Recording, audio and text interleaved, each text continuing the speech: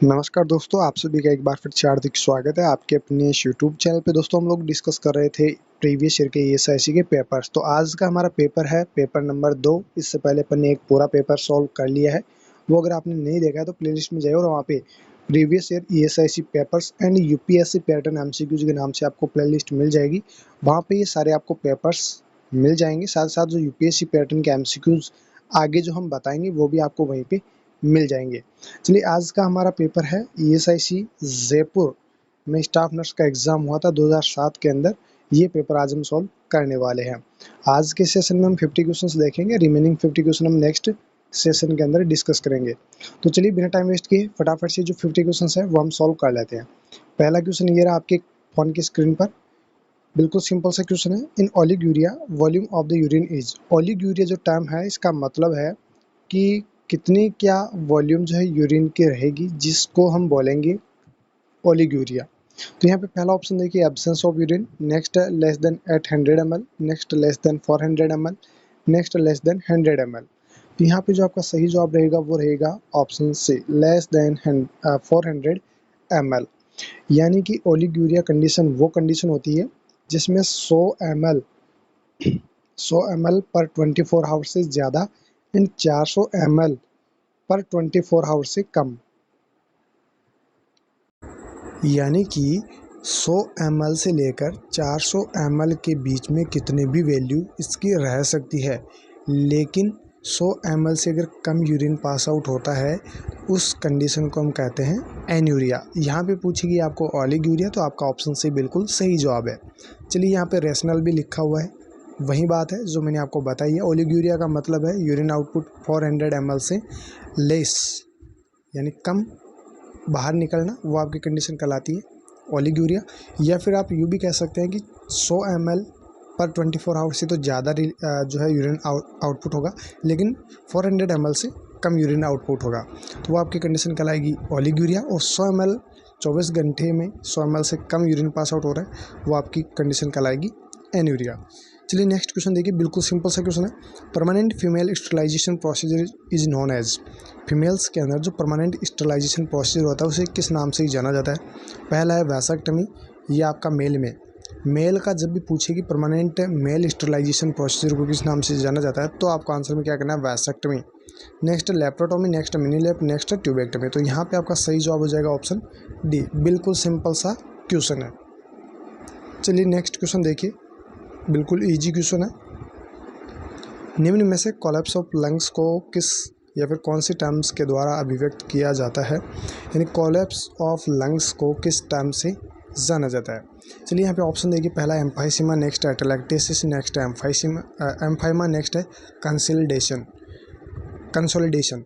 यहाँ पे जो आपका सही जवाब होगा वो होगा ऑप्शन बी, एटेलेक्टेसिस। एटेलेक्टेसिस का मतलब है कोलैप्स ऑफ लंग्स। यानी जो कोलैप्स ऑफ लंग्स है, इस कंडीशन को, इस बीमारी को हम एक टर्म से जानते हैं जिसका नाम है एटेलेक्टेसिस। चलिए थोड़ा सा एटेलेक्टेसिस के बारे में जान लेते हैं। Atelectasis refers to the collapse of alveoli, breath sound over the area are diminished. यानी जो एटेलेक्टेसिस है इसमें क्या होता है, एल्वियोलाई कोलैप्स हो जाती है या फिर लंग्स में जो है कोलैप्स हो जाता है। ये कंडीशन आपकी कहलाती है एटेलेक्टेसिस। इसके अंदर बात करते हैं एटेलेक्टेसिस में साउंड की, तो साउंड जो है वो डिमिनिश्ड रहेगी। अगर आप इस कंडीशन में साउंड सुनना अगर चाहेंगे तो डिमिनिश्ड साउंड आपको देखने को मिलेगी। नेक्स्ट है इम्पेयर्ड गैस एक्सचेंज इन एल्वियोलाई। अब देखिए लंग्स के अंदर अगर एल्वियोलाई कोलैप्स हो गई है तो यहाँ पे जो गैस का एक्सचेंज होना चाहिए वो क्या हो जाएगा, इम्पेयर्ड हो जाएगा। नॉर्मली जैसे गैसेज जो है एक्सचेंज होती है वो प्रॉपर नहीं हो पाएगी, इम्पेयर्ड हो जाएगी। कंडीशन क्या डेवलप हो सकती है, एम्फाइसीमा। लेकिन यहाँ पे आपको एम्फाइसीमा नहीं करना है, आपको यहाँ पे पूछा गया है कि लंग्स का कोलैप्स होना क्या कहलाता है या फिर एल्वियोलाइज का कोलैप्स होना क्या कहलाता है, तो आपको आंसर में एटेलेक्टेसिस ही करना है। एटेलेक्टेसिस होने की वजह से, यानी कि एल्वियोलाइज के कोलैप्स होने की वजह से जो गैसेज एक्सचेंज होनी चाहिए नॉर्मली वो इम्पेयर्ड हो जाएगी, वो प्रॉपर्ली नहीं हो पाएगी, तो फिर कंडीशन डेवलप होगी एम्फाइसीमा। ओके, चलिए नेक्स्ट क्वेश्चन देखिए, बिल्कुल इजी सा क्वेश्चन है। Lack of the protein and energy in the diet causes. देखिए यहाँ पे क्वेश्चन में क्या पूछा गया है, क्वेश्चन को पहले अच्छे से समझिए। Lack of protein and energy, यहाँ पे बात हो रही है कि प्रोटीन की अगर कमी होती है, साथ साथ एनर्जी की अगर डाइट सोर्स में कमी है, तो इसकी वजह से कौन सी डिजीज़ कंडीशन देखने को मिलेगी। पहला ऑप्शन है anaemia, next marasmus, next kwashiorkor, next dermatitis. तो यहाँ पे प्रोटीन की बात हो रही है, तो प्रोटीन की कमी मोस्टली मरासमस की कंडीशन में देखने को मिलती है, यानी ऑप्शन बी आपका यहाँ पे सही जवाब है। और ऑलमोस्ट जो कैलोरीज की कमी से होने वाली डिजीज़ कंडीशन है वो आपकी क्वाशियोरकर, ठीक है। लेकिन प्रोटीन और एनर्जी दोनों की कमी से होने वाली डिजीज़ कंडीशन कौन सी है, मरासमस, जिसमें मरासा जो है बच्चा या फिर जो भी पर्सन है जिसको मरासमस हुआ है वो मरासा दिखेगा। मरासा से मतलब है कि उसकी जो हड्डी फसली है ना सारी, वो आपको इजीली विजिबल हो जाएगी बिना एक्सरे के, है ना। वो कंडीशन मरासमस में देखने को मिलेगी।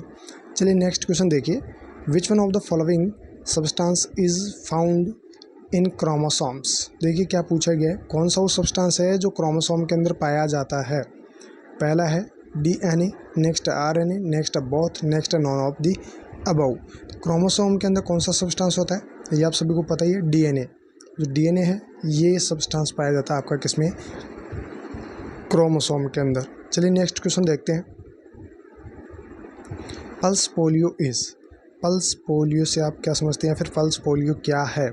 पहला है प्रोग्राम, देन नेक्स्ट है ऑर्गेनाइजेशन, नेक्स्ट है आपका कैंपेन, नेक्स्ट है इंस्टीट्यूशन। तो पल्स पोलियो क्या है, एक प्रोग्राम है। पल्स पोलियो क्या है, एक प्रोग्राम है। तो यहाँ बिल्कुल इजी से क्वेश्चन पूछा गया है, ऑप्शन ए आपका सही जवाब हो जाएगा। नेक्स्ट क्वेश्चन देखिए, HIV ऑर्गेनिज्म इज ए। जो HIV ऑर्गेनिज्म है वो किस टाइप का ऑर्गेनिज्म है, बैक्टीरिया है, वायरस है, बैक्टीरिया या फिर प्रोटोजोआ है या फिर non of the above. HIV virus, ये सीधी सी बात है, बिल्कुल सिंपल सा क्वेश्चन है। तो यहाँ पे ऑप्शन है आपका सही जवाब हो जाएगा। चलिए नेक्स्ट क्वेश्चन देखते हैं, बहुत ही अच्छा सवाल है। निम्न में से ब्लाइटेड ओवम को और किस टर्म या फिर नाम से जाना जाता है। ब्लाइटेड ओवम को किस टर्म से जाना जाता है, ये आपको सिंपल से क्वेश्चन पूछा गया है। पहला ऑप्शन है एक्टोपिक प्रेगनेंसी, नेक्स्ट है एम्ब्रियोनिक प्रेगनेंसी, नेक्स्ट है एन एम्ब्रियोनिक प्रेगनेंसी, नेक्स्ट है नॉन ऑफ द अबव।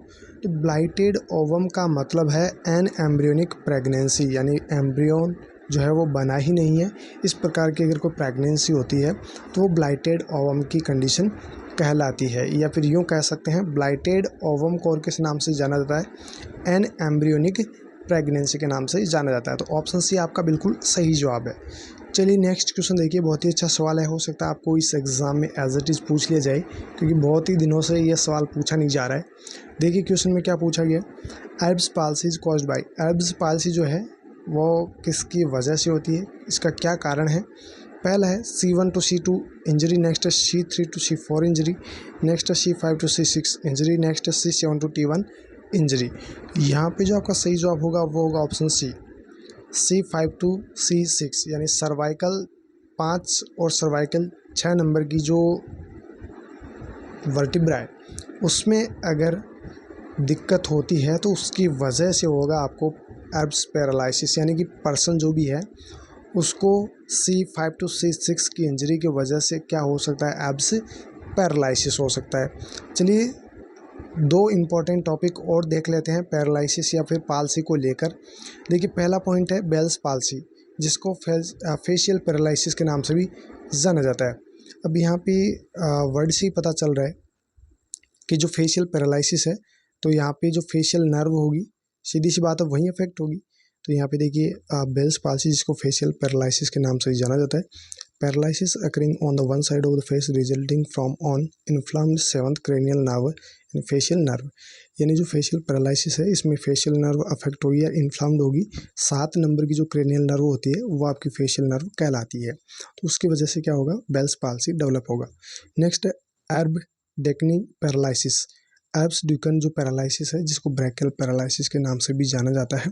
इसका मतलब है paralysis of upper arm muscles caused by injury of the brachial plexus during prolonged. देखिए अगर लंबे समय तक ब्रैकियल जो प्लेक्सस है उसमें इंजरी होती है अपर आर्म की मसल्स में, तो इसकी वजह से पैरालिसिस हो सकता है, और वो पैरालिसिस कहलाता है आपका ब्रैकियल पाल्सी या फिर Erb Duchenne paralysis. Next question देखिए, which of the following is the major complication of IUCD।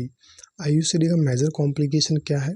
पहला ऑप्शन है abdomen pain, next perforation, next है abnormal vaginal bleeding, next all of the above. तो यहाँ पे almost all of the above के साथ जाएंगे, लेकिन ऐसा नहीं है, यहाँ पे आपका ऑल ऑफ द अबव गलत हो जाएगा। यहाँ पे जो मोस्ट कॉमन या फिर मेजर जो कॉम्प्लिकेशन होगा IUCD का वो होगा एबनॉर्मल वेजाइनल ब्लीडिंग। चलिए नेक्स्ट क्वेश्चन की तरफ बढ़ते हैं। बहुत ही अच्छा सवाल है, क्वेश्चन को अच्छे से पढ़ना। एक प्रेग्नेंट वुमेन अपने फर्स्ट प्रीनेटल चेकअप के दौरान नर्स को बताती है कि उसको उसकी LMP याद नहीं है। नर्स के अनुसार ऐसी सिचुएशन में इस महिला की EDD की कैलकुलेशन निम्न में से किस प्रकार की जाएगी। चलिए, एक महिला आपके पास में आई है, एज ए नर्सिंग ऑफिसर आप काम कर रहे हैं, और उस महिला को अपनी जो LMP है वो याद नहीं है कि जो लास्ट मेंस्ट्रुअल पीरियड है वो कब आया था, वो उसको पता नहीं है। अब आपको क्या निकालनी है, EDD कैलकुलेट करनी है। तो एज ए नर्सिंग ऑफिसर ऐसी सिचुएशन में किस प्रकार से EDD चेक करेंगे। पहला ऑप्शन है by first date of missed period, next fundal height of palpation, next by the date of quickening, next by all above method. तो यहाँ पे तो आपका सही जवाब हो जाएगा ऑल ऑफ द अबव। यानी कि ये जो तीनों मेथड है, इन तीनों मेथड से ही हम क्या कर सकते हैं, EDD कैलकुलेशन कर सकते हैं। जब LMP पता नहीं हो तब ये तीनों मेथड्स काम में ले सकते हैं। चलिए नेक्स्ट क्वेश्चन देखिए, बिल्कुल सिंपल सा क्वेश्चन है। ब्रेडिकार्डिया मीन्स, ब्रेडिकार्डिया से आप क्या समझते हैं। बिल्कुल सिंपल सा क्वेश्चन पूछा गया। हार्ट रेट 90 पर मिनट से ज़्यादा हो, या फिर हार्ट रेट जो है अंडर 60 हो, या फिर ग्रॉसली इरेगुलर हार्ट बीट हो, next grossly irregular heart beat हो। तो एक तो होता है आपका ब्रेडिकार्डिया और एक होता है आपका टेकीकार्डिया। तो यहाँ पे जो आपका सही जवाब रहेगा वो तो रहेगा ऑप्शन बी। हार्ट रेट अगर 60 बीट्स पर मिनट से कम हो, तो आपको पता है नॉर्मली जो हार्ट रेट है वो 60 to 100 होती है। तो 100 से ज़्यादा होगी तो वो आपकी कंडीशन कहलाएगी टेकीकार्डिया, और अगर 60 से कम होगी तो आपकी कंडीशन कहलाएगी ब्रेडिकार्डिया। तो आपको यहाँ पे ब्रेडिकार्डिया पूछा गया, ऑप्शन बी आपका सही जवाब है। चलिए नेक्स्ट क्वेश्चन देखिए, बहुत ही अच्छा सवाल है। क्या पूछा गया, निम्न में से cessation of menstrual cycle in A women during reproductive period को कौन से टर्म से व्यक्त किया जाता है। यानी कि रिप्रोडक्टिव पीरियड के अंदर अगर मेंस्ट्रुअल साइकिल सीजेशन होता है तो उसको किस टर्म के नाम से जाना जाता है। तो सिंपली आप को कुछ भी दिया जाए, आपको ये पूछना चाह रहा है कि मेंस्ट्रुअल साइकिल का सीजेशन होना क्या कहलाता है। पहला है एमनोरिया, नेक्स्ट है डिसमेनोरिया, नेक्स्ट पॉलीमेनोरिया, नेक्स्ट है हाइपोमेनोरिया। तो यहाँ पे बात हो रही है ड्यूरिंग रिप्रोडक्टिव पीरियड, तो यहाँ पे आपका सही जवाब हो जाएगा ऑप्शन ए एमेनोरिया। क्योंकि रिप्रोडक्टिव पीरियड के अंदर अगर मेंस्ट्रुअल साइकिल सीजेशन हो रहा है तो वो तो टर्म आपकी कहलाएगी एमेनोरिया। एक होती है मेनोरेजिया, एक होती है मेनोरेजिया, एंड यहाँ पे डिसमेनोरिया, पॉलीमेनोरिया, हाइपोमेनोरिया, ये सब मेंस्ट्रुअल साइकिल की क्या है, एबनॉर्मलिटीज है। यहाँ पे एक जो इम्पोर्टेंट जो दो टर्म और आती है, एक आती है आपकी मिनार्की, एक आती है मिनोपॉज। एक आती है मिनार्की यानी कि मेंस्ट्रुअल साइकिल का स्टार्ट होना, एंड एक आती है मिनोपॉज यानी कि जो मेंस्ट्रुअल साइकिल है उसका सीजेशन होना। लेकिन जो मिनोपॉज होगा वो कब होगा, रिप्रोडक्टिव पीरियड कंप्लीट होने के बाद। लेकिन यहाँ पे कहानी आपको पूछी जा रही है रिप्रोडक्टिव पीरियड के दौरान की, तो यहाँ पे एमनोरिया टर्म आपकी बिल्कुल सही होगी। चलिए नेक्स्ट क्वेश्चन देखते हैं। Thermophilic bacteria grows at the following minimum temperature. जो भी थर्मोफिलिक बैक्टीरियाज होते हैं वो किस टेम्परेचर पे इजीली या फिर अच्छे से ग्रो कर पाते हैं। पहला ऑप्शन है 20 डिग्री सेंटीग्रेड, दूसरा है 35 डिग्री सेंटीग्रेड, नेक्स्ट है 55 डिग्री सेंटीग्रेड, नेक्स्ट है 85 डिग्री सेंटीग्रेड। तो यहाँ पे जो आपका सही जवाब होगा वो होगा ऑप्शन सी 55 डिग्री सेंटीग्रेड। चलिए नेक्स्ट क्वेश्चन देखते हैं।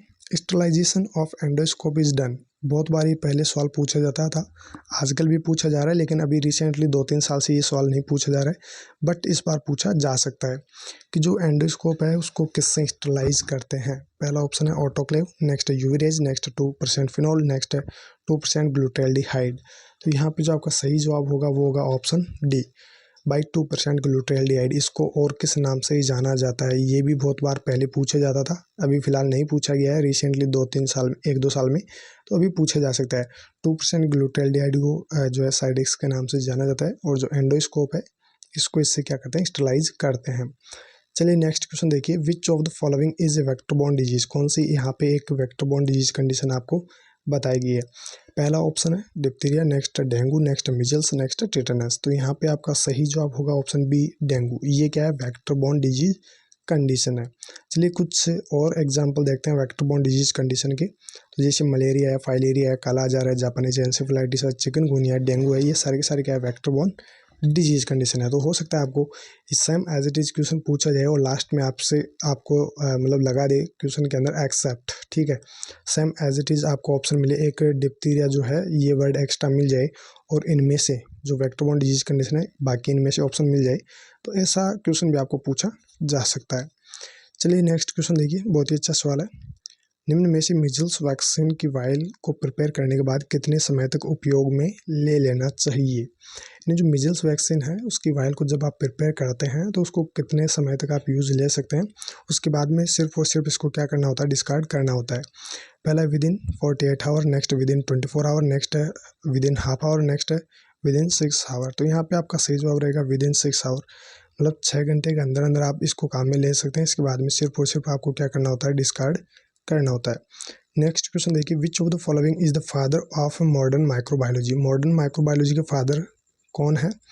पहला Louis Pasteur, next Robert Koch, next Landsteiner, next एविल ल्यूएनहॉक। यहाँ पे आपका सही जवाब होगा ऑप्शन फर्स्ट, लुइस पास्चर को मॉडर्न माइक्रोबायोलॉजी के फादर कहा जाता है। नेक्स्ट क्वेश्चन देखिए, which of the following is the antidote of the patient with overdose of heparin? Heparin की ओवरडोज अगर किसी पर्सन को हो जाती है तो उसमें एंटीडोट के रूप में कौन सी दवाई काम में लेते हैं? बिल्कुल इजी सा क्वेश्चन है और ये बहुत बार पूछा भी जाता है। पहला atropine sulphate, next नियोस्टिगमाइन, next protamine sulphate, next vitamin के। तो यहाँ पे आपका सही जवाब होगा protamine sulphate. Protamine sulphate heparin की एंटीडोट है एंड वारफेरिन की एंटीडोट कौन सी है? विटामिन के। ये दोनों याद रखना, यहाँ से बहुत बार सवाल पूछे जाते हैं। नेक्स्ट क्वेश्चन देखिए, which of the following is not transmitted by lice? Lice के द्वारा कौन सी बीमारी ट्रांसमिट नहीं होती है? पहला Q fever, next tense fever, next epidemic typhus, next relapsing fever. यहाँ पे आपका सही जवाब होगा option A, Q fever. Q fever जो है वो लाइस से ट्रांसमिट नहीं होती। बाकी जो तीन ऑप्शंस दिए गए हैं ये तीनों के तीनों लाइस से ट्रांसमिट होने वाली डिजीज कंडीशन है। नेक्स्ट क्वेश्चन देखिए, द पैरासिटिसाइड्स, जो भी पैरासाइट के साइड्स आते हैं यानी कि पैरासाइट्स को किल करने वाले, used in the treatment of pediculosis is. तो यहाँ पे पेडिकुलोसिस के ट्रीटमेंट के लिए कौन से वो साइड्स यानी किल करने वाले पैरासाइटिसाइड्स, पेस्टिसाइड्स इनको ऐसा कुछ बोलते होंगे। तो यहाँ पे आपको पूछना चाह रहे हैं कि क्या काम में लेते हैं पेडिकुलोसिस को ठीक करने के लिए। पहला ऑप्शन है equal parts of kerosene oil and coconut oil, next carbolic lotion 1:40, next DDT 5% and 10%, next all of the above. तो यहाँ पे आपका सही जवाब होगा option D, all of the above. ये जो तीनों आपको यहाँ पे ट्रीटमेंट के रूप में ऑप्शन दिए गए हैं, तीनों के तीनों जो ट्रीटमेंट में हम यूज लेते हैं किस कंडीशन में? पेडिकुलोसिस को ठीक करने के लिए। पैरासाइटिसाइड्स आपको पूछना चाह रहा है, तो पैरासाइटिसाइड्स जो है ये तीनों के तीनों काम में लेंगे पेडिकुलोसिस को ठीक करने के लिए। ओके, नेक्स्ट क्वेश्चन देखते हैं। A nurse is providing education about medication to a patient with gout, the nurse explain that allopurinol act by. देखिए नर्स जो है एजुकेशन दे रही है पेशेंट को, गाउट हो रखा है और उसको ड्रग एडमिनिस्ट्रेशन के बारे में कुछ एजुकेशन प्रोवाइड कर रही है। नर्स जो है वो एलोपेरिनोल जो ड्रग है इसके बारे में क्या एक्सप्लेन करेगी? पहला ऑप्शन देखिए, rising the serum level of purines, next decreasing excretion of purine, next increase excretion of uric acid, next inhibiting uric acid production. तो यहाँ पे जो एलोपेरिनोल देते हैं गाउट के पेशेंट को, इसमें आप एज ए नर्सिंग ऑफिसर क्या एजुकेशन देंगे कि ये जो दवाई आपको दे रहे हैं ये क्या करेगी, यूरिक एसिड के प्रोडक्शन को इनहिबिट कर देगी। अब यूरिक एसिड नहीं बनेगा, ज़्यादा प्रोड्यूस नहीं होगा, तो जो गाउट की कंडीशन आपकी वो ठीक हो जाएगी। गाउट कब होती है? जब यूरिक एसिड का लेवल बढ़ जाता है। तो ये सवाल में भी बहुत बार पूछे जा चुके हैं कि गाउट के कंडीशन में क्या बढ़ता है, तो आपको बताना है यूरिक एसिड का लेवल बढ़ता है।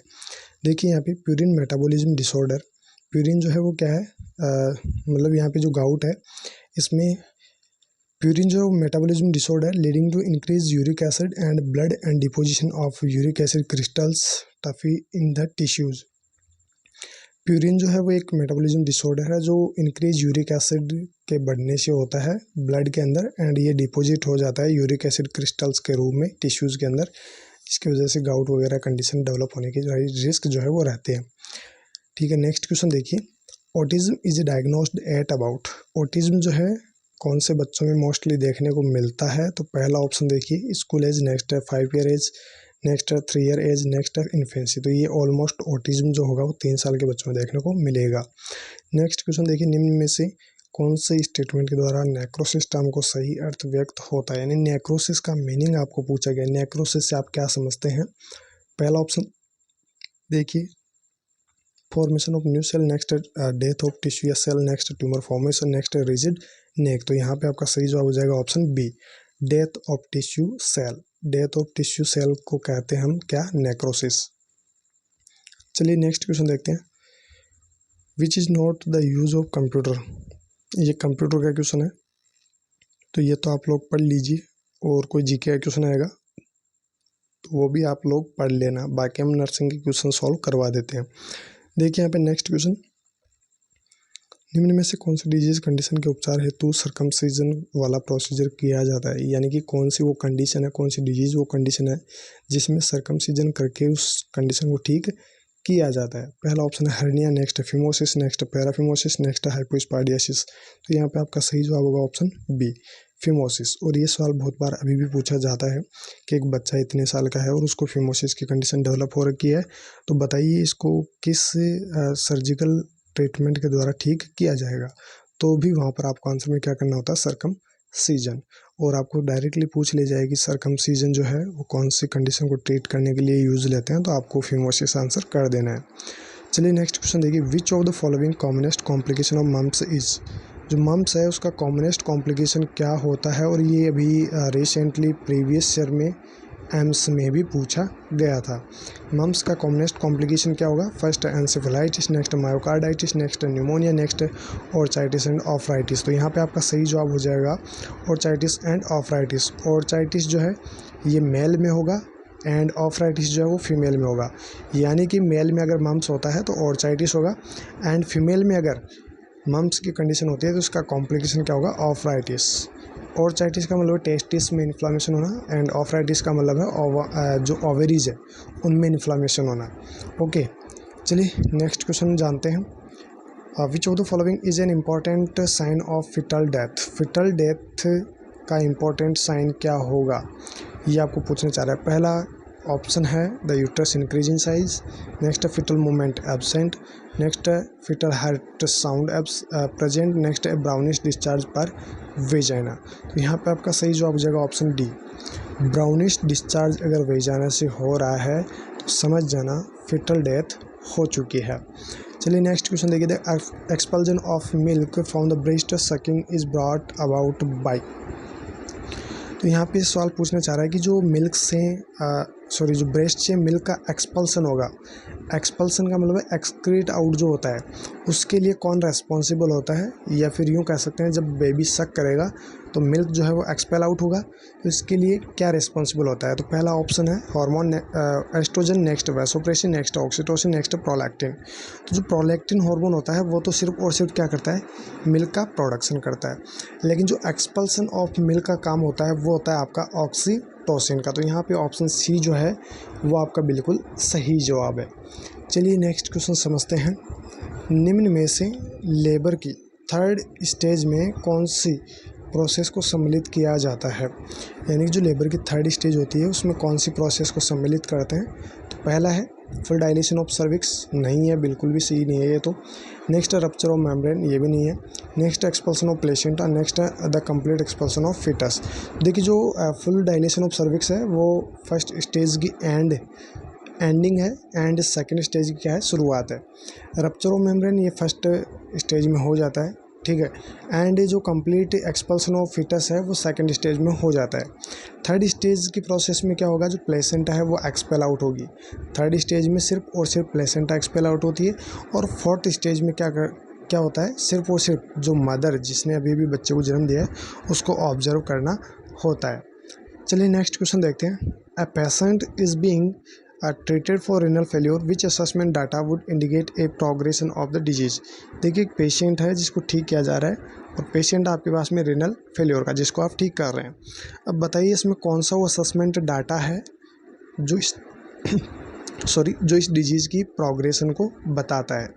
रीनल फेलियर हो रखा है, उसको ट्रीटमेंट दिया जा रहा है, तो कौन सा असेसमेंट डाटा होगा या फिर चेक करेंगे वो डाटा, जिससे कि आपको ये पता चले कि हाँ जो पेशेंट है, जो डिजीज़ कंडीशन है उसमें वो जो है ट्रीटमेंट इफ़ेक्टिव है, यानी कि वो ठीक हो रहा है। तो यहाँ पे देखिए पहला ऑप्शन है एलिवेटेड यूरिन बाइकार्बोनेट, नेक्स्ट है decrease blood glucose level, next है rising haematocrit and haemoglobin, next है लो GFR, जो ग्लोमेरुलर फिल्ट्रेशन रेट है वो लोवरिंग रहेगी।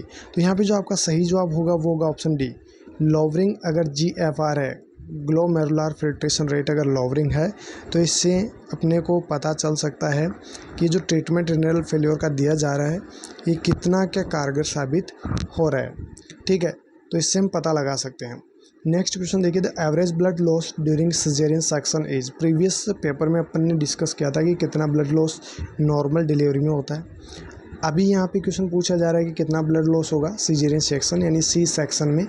तो यहाँ पे पहला ऑप्शन है 300 से 400 ml, दूसरा 600 से 800 ml, नेक्स्ट 400 से 600 ml, नेक्स्ट 800 से 1000 ml। तो यहाँ पे जो आपका सही जवाब होगा वो होगा ऑप्शन बी, 600 से 800 ml। सिजेरियन सेक्शन में वैसे 1000 ml तक होता है, बट 600 से 800 ml अपन एवरेज नॉर्मली अपन मान के चलते हैं कि इतना तो ब्लड लॉस होगा ही होगा। मैक्सिमम 100 ml तक यहाँ पे हो सकता है, और हो सकता है इससे ज़्यादा भी हो जाए, बट 600 से 800 नॉर्मली जो है एवरेज में मान सकते हैं। तो ऑप्शन बी यहाँ पे आपका बिल्कुल सही जवाब रहेगा। चलिए नेक्स्ट क्वेश्चन देखिए, बिल्कुल सिंपल सा क्वेश्चन है, हमारे शरीर में कौन सा पैरासाइट के इन्फेस्टेशन से एनीमिया की कंडीशन उत्पन्न हो जाती है। बहुत ही इंपॉर्टेंट क्वेश्चन है, कौन सा पैरासाइटिक इन्फेस्टेशन होगा जिससे कि बॉडी में एनीमिया डेवलप हो जाए। पहला एस्केरियासिस, नेक्स्ट है हुकवर्म, नेक्स्ट है पिनवर्म, नेक्स्ट है नॉन ऑफ दीज। तो हुकवर्म का अगर इन्फेस्टेशन होता है बॉडी में तो इसकी वजह से एनीमिया भी हो सकता है। नेक्स्ट क्वेश्चन देखिए, normal infants length at birth is.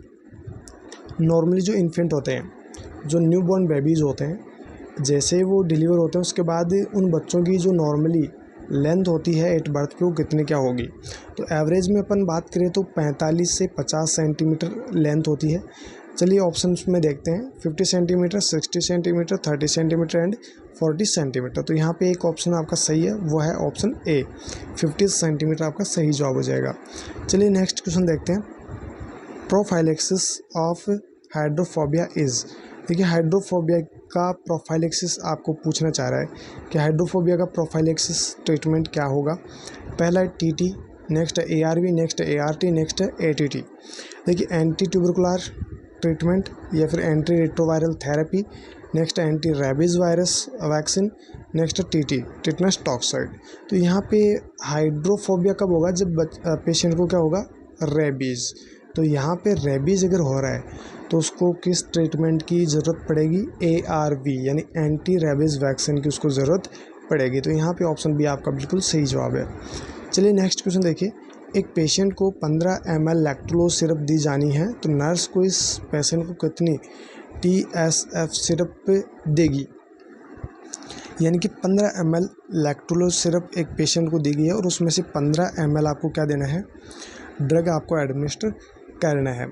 तो अभी यहाँ पे पूछना चाह रहा है कि जो टीस्पून है, एक होता है आपका टेबल स्पून, एक होता है टीस्पून। तो यहाँ पे जो टीस्पून है उसकी बात हो रही है। टीस्पून में कितना होता है, टीस्पून के अंदर आपका होता है 5 ml। कितना होता है, 5 ml। और जो आपकी टेबल स्पून आती है वो बड़ी चम्मच आती है, तो उसके अंदर आपका हो जाएगा 15 ml।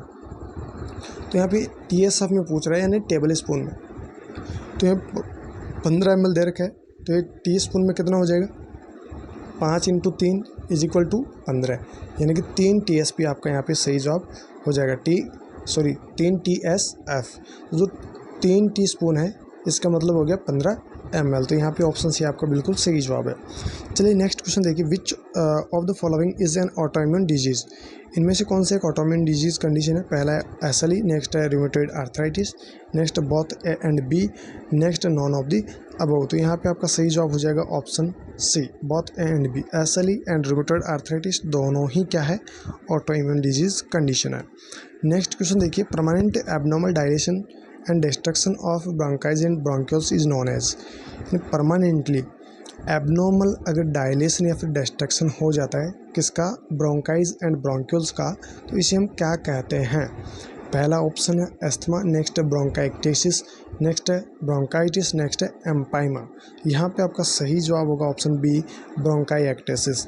एबनॉर्मल डायलेशन परमानेंटली हो जाना, किसका, ब्रोंकाई एंड ब्रोंक्यूल्स का, वो कंडीशन कहलाती है आपकी ब्रोंकाई एक्टेसिस। नेक्स्ट क्वेश्चन देखिए, निम्न में से बच्चों को जन्म के समय वैक्सीनेशन के दौरान BCG की कितनी डोज लगाई जाती है। तो आप सभी को पता है BCG की कितनी डोज लगाते हैं। यहाँ पे बात हो रही है एट बर्थ की, जैसे बच्चे का जन्म हुआ उसके बाद तुरंत बाद आप वैक्सीन लगवा रहे हैं, तो बताइए कितनी क्या डोज आप BCG की लगवाएंगे।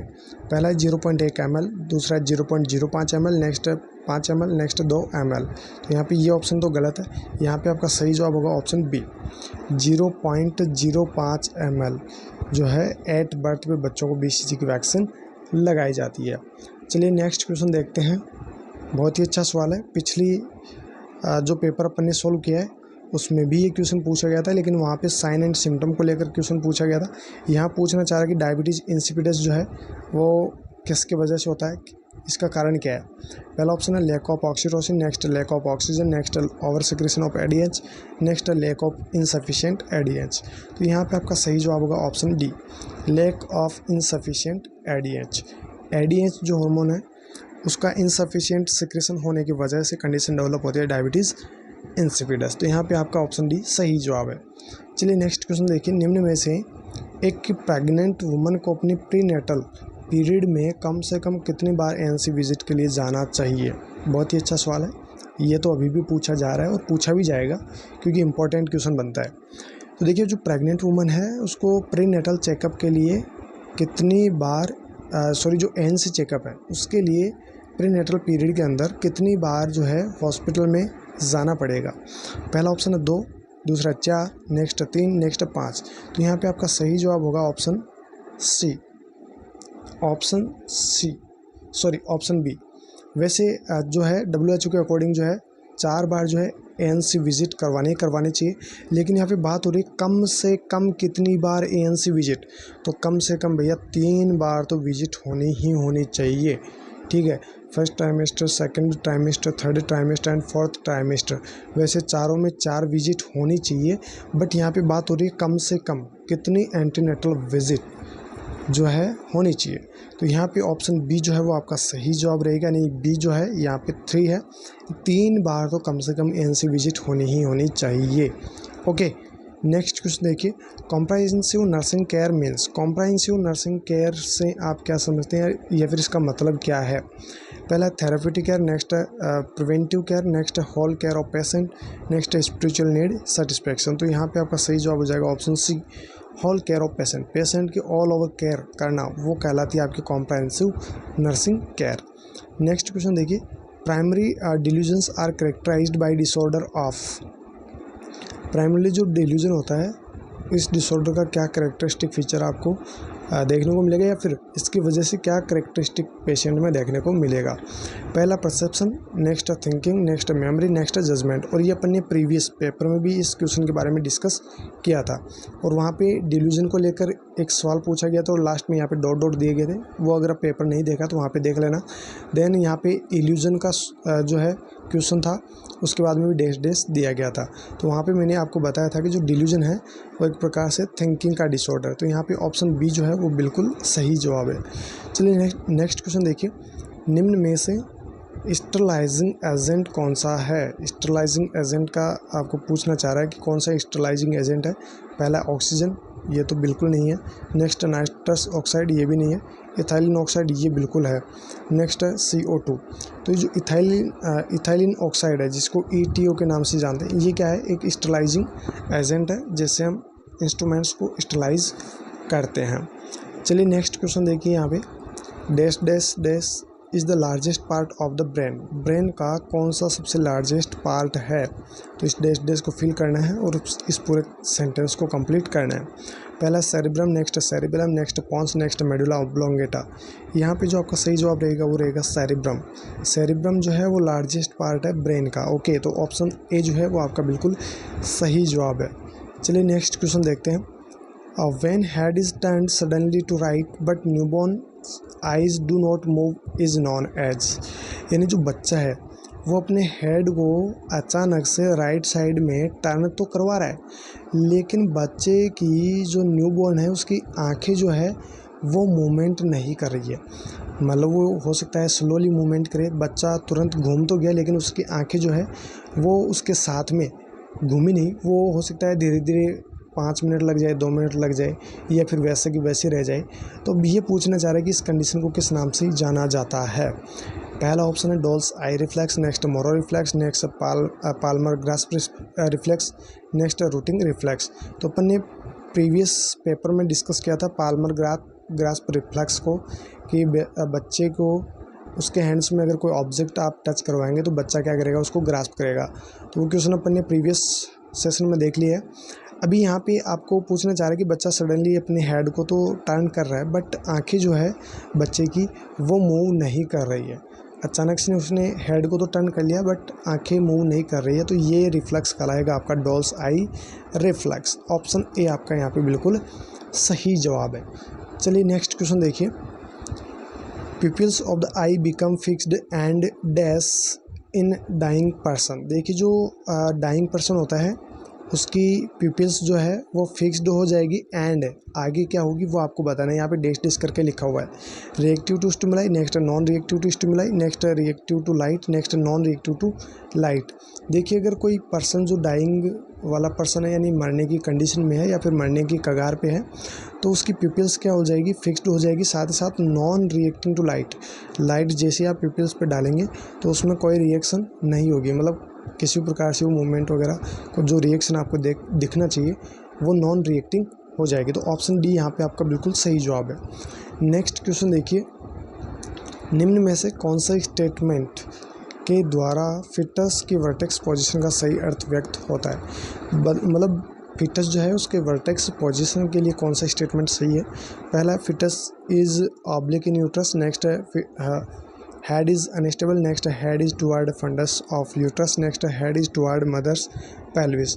यहाँ पे आपका सही जवाब होगा option D, head is toward mother's pelvis. जो हेड है वो मदर्स की पेल्विस के टुवर्ड्स होगा। ये कंडीशन जो है वो इंडिकेट करेगी वर्टेक्स पोजीशन को। चलिए नेक्स्ट क्वेश्चन देखिए, सेकंड लास्ट क्वेश्चन आज के सेशन का। Inspection means observing with the. Inspection का मतलब आप सभी जानते हैं कि आप देखकर किसी चीज़ का पता लगाना। अब यहाँ पे ये पूछना चाह रहा है इंस्पेक्शन का मतलब है ऑब्जर्व करना, किसके द्वारा, skin, nose, ear and eyes. तो ये तो बिल्कुल सिंपल सा क्वेश्चन है। इंस्पेक्शन यानी देख के आप पता लगा रहे हो कोई भी चीज़ का, तो देखोगे किससे, आंखों से देखोगे। तो आइज जो है इससे हम इंस्पेक्शन कर सकते हैं, स्किन, नोज, ईयर से नहीं कर सकते। तो यहाँ पे ऑप्शन डी आपका सही जवाब है। चलिए नेक्स्ट एंड लास्ट क्वेश्चन आज के सेशन का, और बहुत ही इंपॉर्टेंट क्वेश्चन है, ये बहुत बार पूछा जा चुका है और आगे भी पूछा जाएगा। देखिए क्या पूछा गया, in plasma the normal concentration of sodium is. Sodium की नॉर्मल कंसंट्रेशन प्लाज्मा में कितनी होती है। पहला ऑप्शन है 135 से 145 मिली इक्विवेलेंट पर लीटर, नेक्स्ट 145 से 150 मिली इक्विवेलेंट पर लीटर, नेक्स्ट 140 से 150 मिली इक्विवेलेंट पर लीटर, नेक्स्ट 150 से 160 मिली इक्विवेलेंट पर लीटर। तो आप सभी को पता है नॉर्मल जो सोडियम की कंसंट्रेशन होती है वो 135 to 145 MEQ यानी मिली इक्विवेलेंट पर लीटर होती है। तो यहाँ पे ऑप्शन ए जो है वो आपका बिल्कुल सही जवाब है। तो ये थे दोस्तों आज के सेशन के 50 क्वेश्चंस, और जो रिमेनिंग 50 क्वेश्चंस है वो हम नेक्स्ट सेशन के अंदर डिस्कस करेंगे। और अगर नोट्स या फिर कुछ की पॉइंट्स अगर आएंगे तो वो भी हम डिस्कस करेंगे। शायद 2 पेपर्स मैंने आपको शुरू में बता दिया है, शायद 2 पेपर्स ऐसे हैं जिनमें कुछ की पॉइंट्स जो है वो ऐड नहीं किए हुए हैं, और 2 पेपर्स या 3 पेपर्स ऐसे हैं जिनमें कुछ की पॉइंट्स ऐड किए हुए हैं जो कि आपकी हेल्प करेंगे। देखेंगे नेक्स्ट सेशन के अंदर अगर की पॉइंट्स आएंगे तो वो भी हम सॉल्व करेंगे, अदरवाइज़ 50 क्वेश्चंस तो अपने को सॉल्व करना ही करना है। चलिए दोस्तों फिर मिलते हैं नेक्स्ट सेशन के साथ, तब तक आप अच्छे से अपनी तैयारी को करते रहिए। अभी समय है आपके पास भी, तो समय का सदुपयोग करके अपनी तैयारी को कंटिन्यूस करते रहना। फिर मिलते हैं, तब तक के लिए आप हमारे साथ बने रहना। Thank you so very much.